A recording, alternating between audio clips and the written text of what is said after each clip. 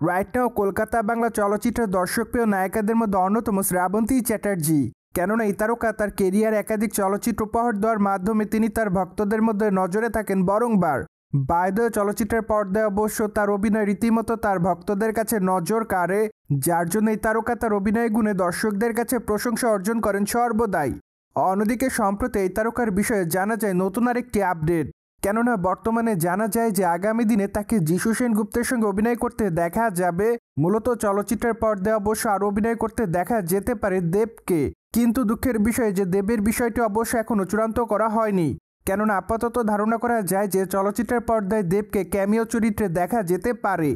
যাই হোক, নির্মাতারা অবশ্য খুবই শীঘ্রই বিষয়টির আনুষ্ঠানিক ঘোষণা দিবেন বলে জানা যায়। পাশাপাশি চলচ্চিত্রটি প্রযোজনা করবেন অতুল রয়। তাছাড়া চলচ্চিত্রের শুটিংয়ের কাজ অবশ্য জুন কিংবা জুলাই মাস থেকে শুরু করা হবে।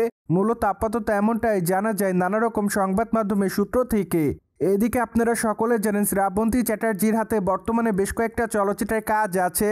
তাই তো বলাই বাহুল্য যে বর্তমানে টলিগঞ্জের খুবই ব্যস্ততম তারকাদের মধ্যে অন্যতম এই তারকা। কেননা আগামী দিনে এই তারকাকে অভিনয় করতে দেখা যাবে সোহম চক্রবর্তীর সঙ্গে। মূলত তাদের আসন্ন চলচ্চিত্রের নাম দুর্গানগর। তাছাড়া চলচ্চিত্রটি পুজো উপলক্ষে গোটা কলকাতাতে মুক্তি পাবে বলে জানা যায়। তাই তো বলাই বাহুল্য যে বর্তমানে চলচ্চিত্রের শুটিংয়ের কাজে যোগদান করেছে এই নায়িকা, কিন্তু এরই মধ্যে শোনা যায় তার নতুন আরেকটি চলচ্চিত্রের ঘোষণা।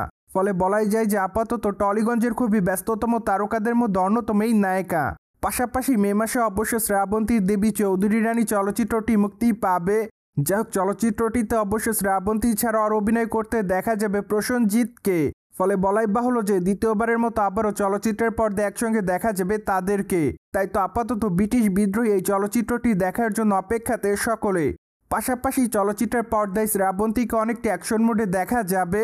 তার অবশ্য প্রমাণ তো মিলেছে চলচ্চিত্রের প্রথম টিজারে। কেননা চলচ্চিত্রের প্রকাশিত প্রথম টিজারে শ্রাবন্তীকে ব্যাপক অ্যাকশন মোডে দেখেছে দর্শকরা। সেখানে অবশ্য তার অ্যাকশন দৃশ্যগুলো তার দর্শকদের কাছে ব্যাপক আকারে নজর কাড়ে।